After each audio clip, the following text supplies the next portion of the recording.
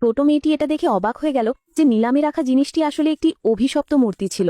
সে তৎক্ষণাৎ তার বাবাকে বলল যে এই মূর্তিটি যেই পাবে তার জন্য দুর্ভাগ্য নিয়ে আসবে, কিন্তু তার বাবা আগে থেকেই অগ্রিম টাকা দিয়ে দিয়েছিলেন এবং এখন আর পিছিয়ে যেতে পারতেন না। তাই মেয়েটি সিদ্ধান্ত নিল যে সে এই মূর্তিটি তার বাবার সৎ ভাইয়ের কাছে আবার বিক্রি করে দেবে। সে ইচ্ছে করে তাকে উত্ত্যক্ত করল এবং প্রতিবার ডাককে খুব সামান্য ব্যবধানে বাড়াতে লাগলো। সে তাকে বিদ্রুপ করে বলল যে সে হয়তো খুব গরিব হবে। তারপর মেয়েটি ইচ্ছে করে ডাক বাড়াতে বাড়াতে $1 মিলিয়ন পর্যন্ত নিয়ে গেল। সেই লোকটি পিছিয়ে যেতে রাজি ছিল না এবং জোরে বলে উঠল $2 মিলিয়ন।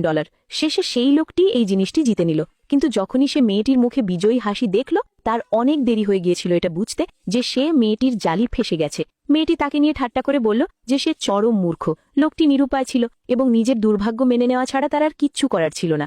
যখন সে মঞ্চে টাকা পরিশোধ করতে যাচ্ছিল, মেয়েটি তার অতিপ্রাকৃত শক্তি ব্যবহার করে ইচ্ছে করে তার সাথে কারসাজি করল। সে এমনটা এই জন্যই করল কারণ ওই লোকটি প্রায়ই তার বাবাকে জ্বালাতন করত। এরপর নিলামকারী দ্বিতীয় জিনিসটি পেশ করলেন, দুটো রহস্যময় বাক্স। নিলামকারী ঘোষণা করলেন যে এগুলোকে ব্লাইন্ড বিডিংয়ের মাধ্যমে বিক্রি করা হবে। সবার মনে হলো এই ধরনের নিলাম খুব ঝুঁকিপূর্ণ এবং এতে বড় ধরনের লোকসান হতে পারে, কিন্তু যে লোকটি এইমাত্র সবার সামনে লজ্জিত হয়েছিল সে তার সম্মান ফিরে পেতে চাইছিল। সে অহংকার করে বলল যে সোনার বাক্সে নিশ্চয়ই অমূল্য ধন থাকবে, আর সাধারণ কাঠের বাক্সে আবর্জনা ছাড়া আর কিচ্ছু হবে না। ভিড়ও তার মতকে সমর্থন জানালো, কিন্তু পরের মুহূর্তেই মেয়েটি দেখল যে কাঠের বাক্সটি থেকে এক অলৌকিক শক্তি বেরোচ্ছে। সে তৎক্ষণাৎ তার বাবাকে বলল যেন তারা কাঠের বাক্সের জন্য ডাক দেন। সে তাকে আশ্বস্ত করল যে ওতে অমূল্য সম্পদ লুকিয়ে আছে। মেয়ের ওপর বাবার বিশ্বাস দেখে সেই লোকটি হেসে উঠল, কিন্তু পরের মুহূর্তে ধনী বাবা $3 মিলিয়ন ডাক দিয়ে কাঠের বাক্সটি কিনে নিলেন। সবাই এটা দেখে অবাক হয়ে গেল। তাদের মনে হলো ধনী লোকটি পাগল হয়ে গেছেন, যিনি কাঠের বাক্সের জন্য এত টাকা খরচ করছেন। কিন্তু সেই ধনী ব্যক্তিটি বললেন যে যতক্ষণ তার মেয়ে খুশি আছে তার কিচ্ছু যায় আসে না, চাইয়ের দাম $10 মিলিয়ন হোক না কেন। এরপর অন্য ক্রেতারা সোনার বাক্সের জন্য লড়াই শুরু করল, কিন্তু মেয়েটি তৎক্ষণাৎ তার বাবাকে মনে করিয়ে দিল যেন তিনি এই নিলামে অংশ না নেন। সে বলল যে সোনার বাক্সে শুধু আবর্জনা আছে। শেষে সেই লোকটি $5 মিলিয়ন সোনার বাক্সে কিনে নিল।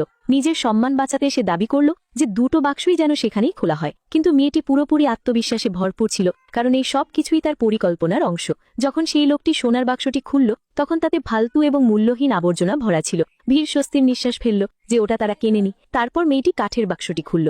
ভিতরের জিনিস দেখে সবাই অবাক হয়ে গেল। তাতে অমূল্য রত্নে ভরা একটি বাক্স ছিল। সেখানেই উপস্থিত একজন প্রাচীন বস্তু বিশেষজ্ঞ জানালেন যে কাঠের বাক্সের ভিতরে একটি কাঁচের পাত্র ছিল। জানা গেল যে ওটি 500 বছর পুরনো মধ্যযুগীয় শিল্পকর্ম ছিল। এর আনুমানিক মূল্য ছিল কমপক্ষে $10 মিলিয়ন। সেই লোকটি যে সবকিছু হারিয়েছিল অবশেষে নিজের মূর্খতার জন্য অনুতপ্ত হতে লাগল।